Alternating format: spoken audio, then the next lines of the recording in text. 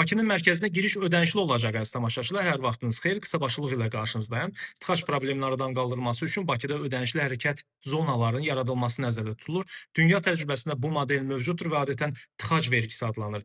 Tıxac vergisi iri şəhərlərin mərkəzi və ya sıx hərəkətli hissələrinə avtomobillə girişə görə tətbiq olunan ödənişdir. Kaspi qəzeti bununla bağlı geniş material hazırlayıb qeyd olunur ki, gün ərzində ətraf ərazilərdən Bakıya 300 mindən çox avtomobil daxil olur. Bu verginin də məqsədi nəqliyyat sıxlığını azaldaraq sürücüləri alternativ yollar və ya ictimai nəqliyyata yönəltmək, şəhər nəqliyyatını tənzimləməkdir. Dünyada bununla bağlı analoji nümunələr mövcuddur. London, Stokholm və Sinqapur şəhərlərində belə sistem var. Əsasən şəhərin mərkəzi zonaları ödənişli elan olunur, ödəniş etməyənlər cərimələnir. Yəni şəhərdə işi gücü olmayan və alternativ marşrutlardan istifadə edə biləcək sürücülər mərkəzi zonalara daxil olmasın, nəticədə də orada yaşayan və ya işləyən insanların hərəkəti rahatlaşsın.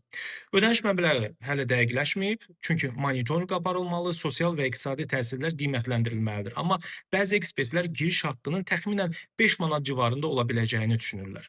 Misal üçün Londonda mərkəzi zonaya giriş üçün ödəniş gündəlik 15 funt, təxmini 35 manat təşkil edir. Stokholm və Sinqapurda isə ödəniş günün saatından asılı olaraq dəyişir və real vaxt rejimində sıxlığa uyğun tənzimlənir.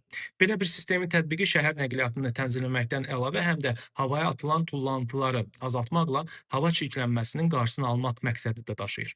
Bax belə izləyicilər, videonu bəyənib paylaşmağı, həmçinin maraqlı məlumatları qaçırmamaq üçün səhifəmə abunə olmağı unutmayın. Ən əsası özünüzdən müğayət olun.